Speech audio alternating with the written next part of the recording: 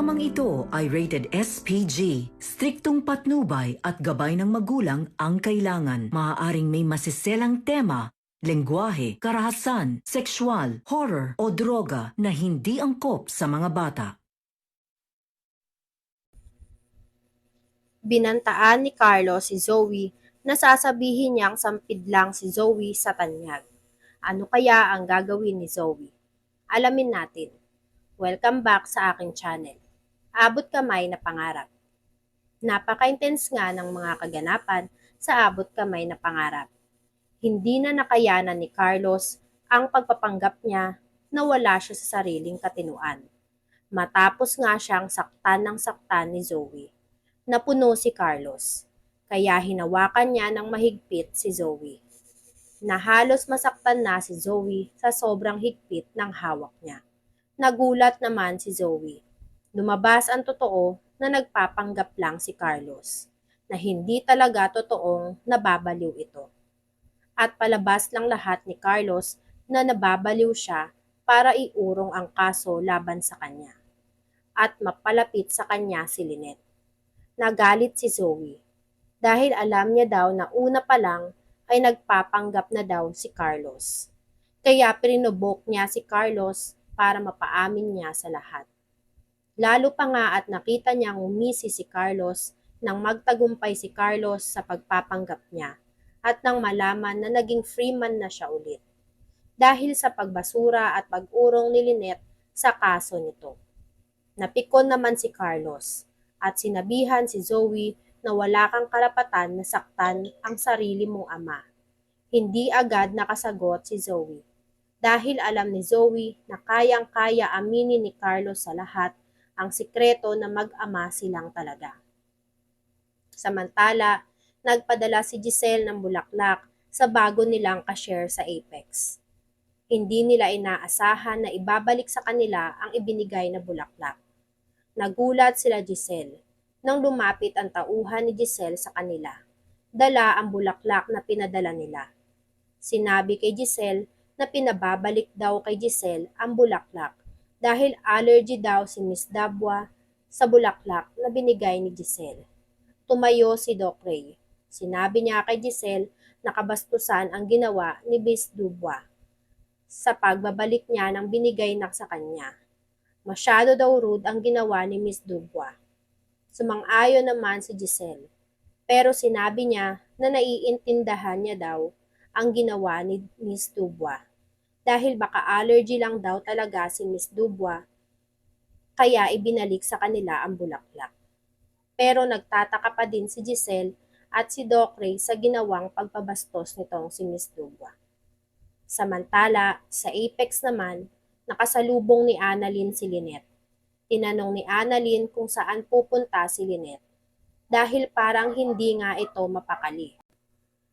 Sinabi ni Lynette na gusto niyang bumisita kay Carlos. Tinanong niya si Annalyn kung may mga bantay daw ba si Carlos. Sinabi ni Annalyn na may mga pulis naman doon na nakabantay kay Carlos. At sinabi daw ni Harry na nandun din daw si Zoe.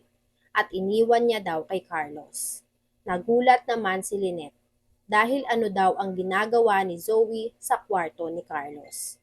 Kaya naman naisip ni Annalyn na samahan na lang si Lynette na magpunta sa kwarto ni Carlos para silipin at kamustahin si Carlos.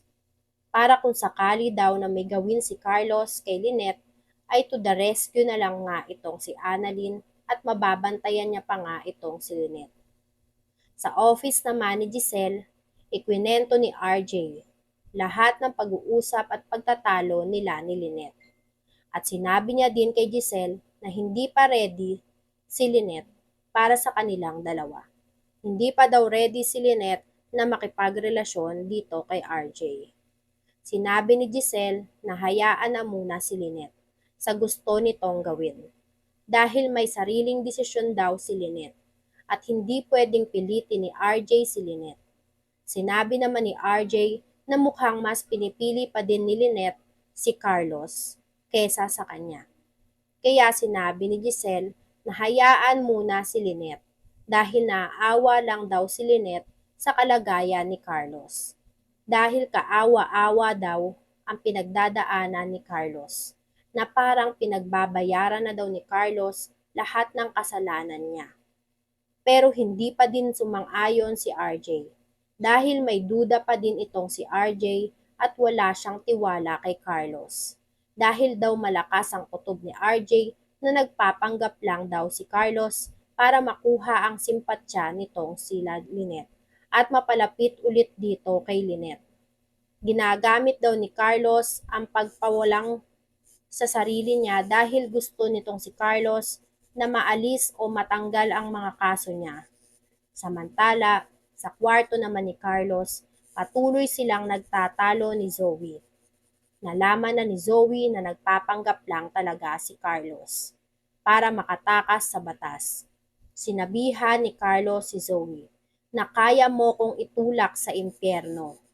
Hinarap siya ni Zoe na subukan mo. Maglaglagan tayong dalawa at nang malaman nila lahat ng totoo, ilalabas ko ang totoo na mag-ama tayo. Yun nga ang sinabi ni Carlos kay Zoe. Kaya naman hindi nakasagot agad itong si Zoe. Sinabi pa ni Carlos na hindi ka naman talaga tanyag. Sampid ka lang. Hindi alam ng mag-ama na nasa loob na ng kwarto ni Carlos ang mag-inang si Lynette at si Annalyn. Hindi agad nakasagot itong si Zoe kay Carlos dahil hindi niya alam kung ano ang sasabihin niya kay Carlos. Dahil alam nga nitong si Zoe na magsasalita itong si Carlos at ibubuking ang sikreto nilang mag-ama. Nakita nila Annalyn, si Zoe at si Carlos na sinasaktan ni Carlos si Zoe. Kaya naman, agad nilang inawat si Carlos dahil sinasaktan nito si Zoe. Agad ding nagpalit ng ugali si Carlos at sinumbong niya kunyari si Zoe na inaaway siya nito. Nag-inarte naman si Zoe kila Annalyn. Sinabi niya kay Annalyn na sinasaktan siya ni Carlos. Wala naman daw siyang ginagawa kundi kinakausap niya lang daw itong si Carlos pero bigla na lang daw siyang sinaktan ni Carlos. Wala naman nagawa si Zoe dahil baka ibuking siya ni Carlos kaya nagpanggap na lang din siya na wala siyang alam sa mga pinaggagawa ni Carlos. Natakot si Zoe na baka ibuking siya ni Carlos. Nasampid lang siya sa pamilya Tanyag. Kaya nilayo nila Annalyn si Zoe kay Carlos. Kailan kaya nila makikita ang bago nilang cashier? Hanggang kailan kaya magpapanggap si Carlos na baliw? Kailan kaya mabubunyag na mag-ama talaga si Zoe at si Carlos? Yan nga ang mga kaganapan at mga dapat nating abangan sa abot kamay na pangarap. Kung gusto nyo pa ng mga ganitong klaseng video, ay mag-subscribe at i-like itong video na to. Maraming salamat po. I catch you!